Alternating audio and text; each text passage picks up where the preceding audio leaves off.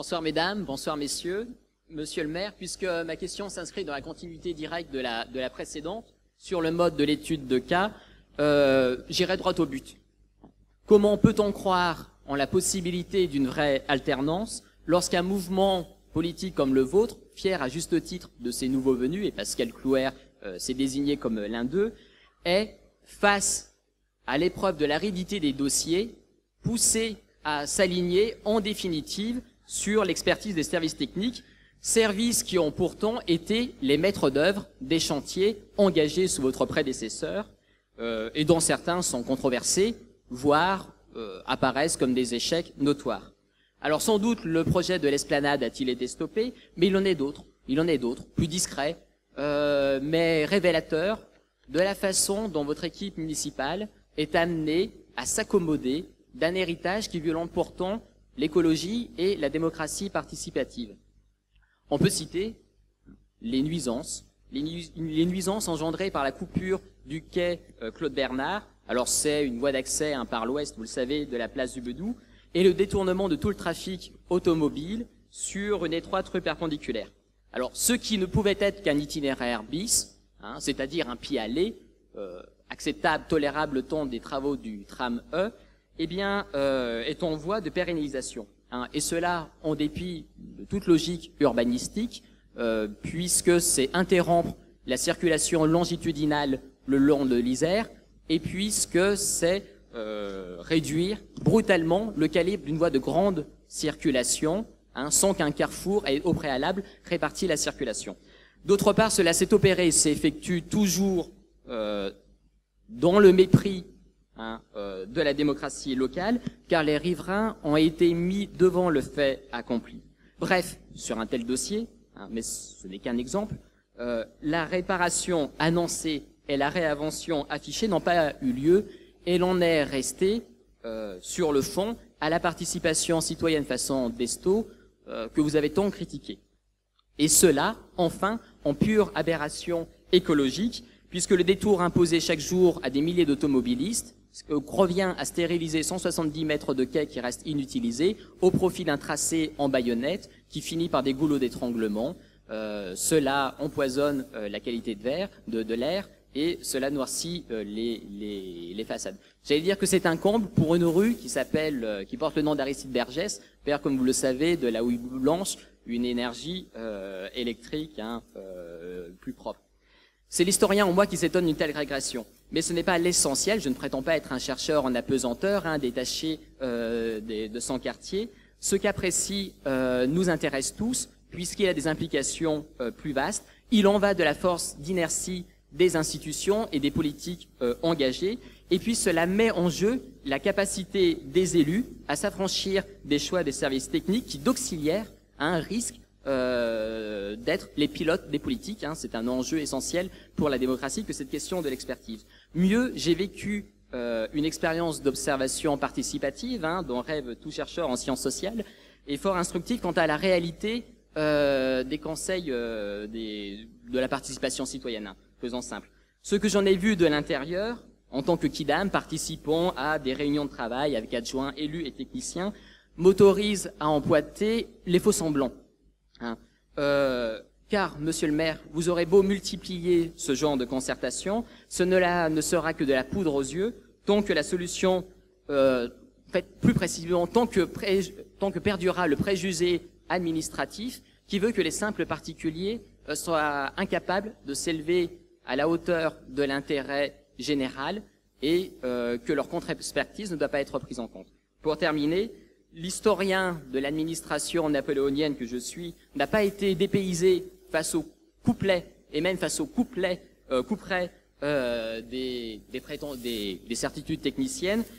En revanche, le grenoblois d'aujourd'hui, que je suis également, a été quelque peu désabusé. Reste le chercheur qui s'interroge et qui vous interroge, monsieur le maire, dès lors que les politiques passent et que les services techniques restent en place, eh bien, quel changement de modèle est-il vraiment possible ?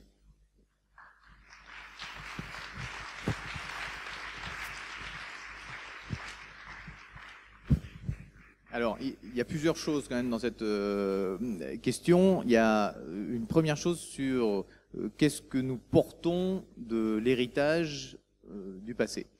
Et là-dessus, c'est une question qui est relativement délicate. C'est que finalement, on doit décider, quand on arrive comme ça à la tête d'un projet, donc de sa mise en acte, combien de notre énergie on va passer à détricoter ce qui a été fait et qui ne nous plaît pas, combien de temps et d'énergie on va passer à arrêter ce qui est sur le point d'aboutir et qui ne nous plaît pas, et combien de temps on va passer à mettre en œuvre notre projet et nous tourner vers demain.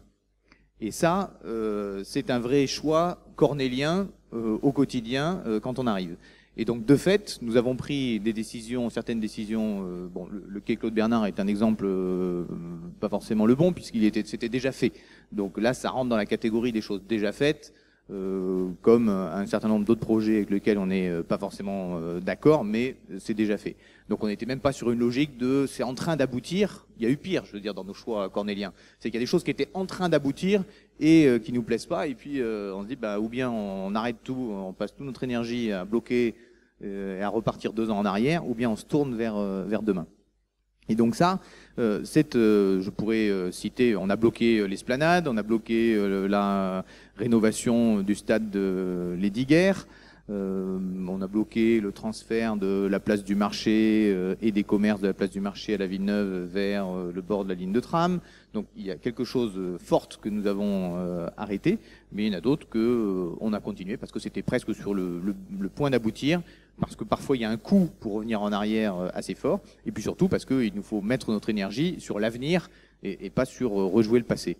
En plus, il faut dire quand même que on n'est pas dans une alternance. Je pense que d'autres vivent des situations plus dures. C'est-à-dire que nous, on est dans une alternance d'une gauche que forcément, on ne partageait pas vraiment toutes les orientations, mais avec qui on partage quand même beaucoup. Ça peut être un espace de travail potentiel, tellement potentiel qu'on leur avait proposé de nous rejoindre entre les 2 tours. Donc, c'est pas un mur qui est entre nous.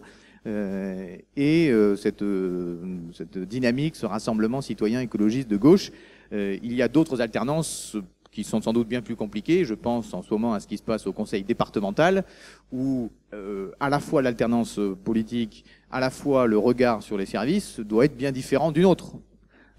D'autre part, donc ça c'est sur la partie comment on met notre énergie, et c'est vrai que c'est quelque chose qui est cornélien au quotidien, mais on fait le choix résolument de tracer un cap pour le futur. Et oui, il y a des choses qui, je sais pas, citer un exemple, on va avoir la plus belle halle de tennis. J'adore le tennis, je joue au tennis, donc pas de critique. À chaque fois que je dis un mot là-dessus, après les gens me disent que, attention, j'aime pas le sport, mais on va avoir la plus belle halle de tennis de France pour 12 millions d'euros. Bon, est-ce que c'était forcément la priorité d'avoir la plus belle à 12 millions d'euros ou pas? On l'a, elle est là. Maintenant, la question, c'est comment on la rend ouverte à un maximum de gens et comment on maximise son utilisation. C'est la même chose qu'on a fait au Stade des Alpes. Il est là, voilà, le rugby et le football cohabitent et ça nous fait avancer.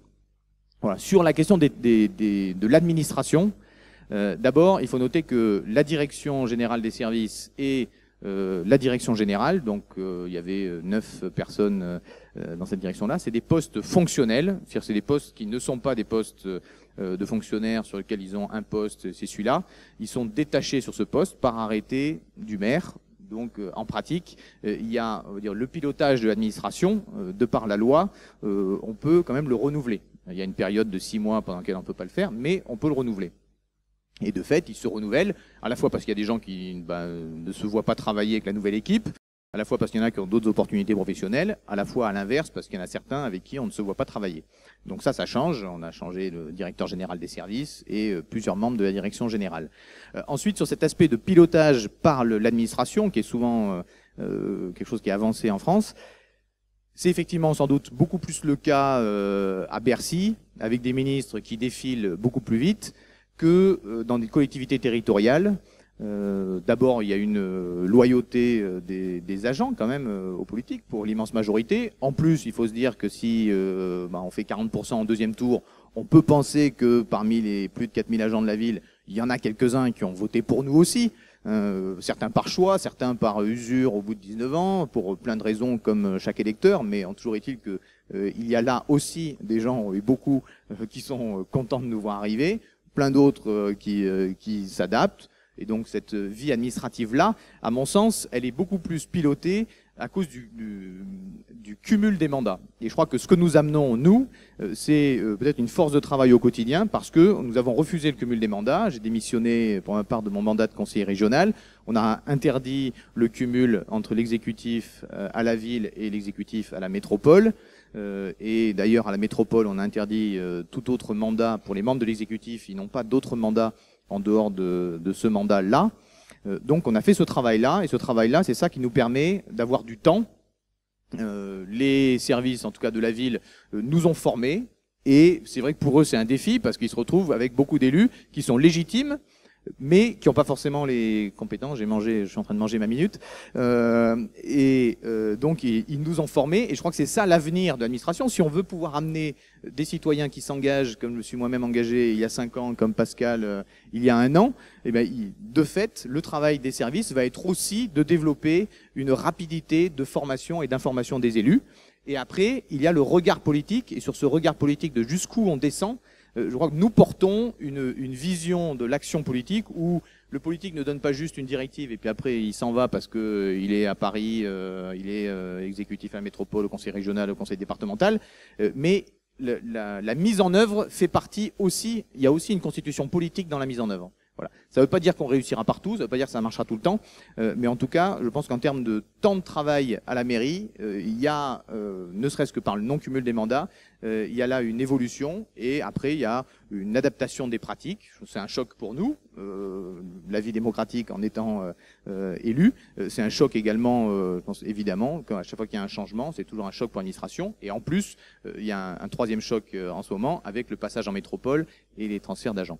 Donc voilà, ça ne veut pas dire que ça marche partout. Sur cette question-là, je me suis penché dessus une fois ou deux. Il y a aussi de vraies difficultés techniques. Il y a peut-être notre capacité qui n'est pas toujours parfaite à prendre le fil par le bon bout.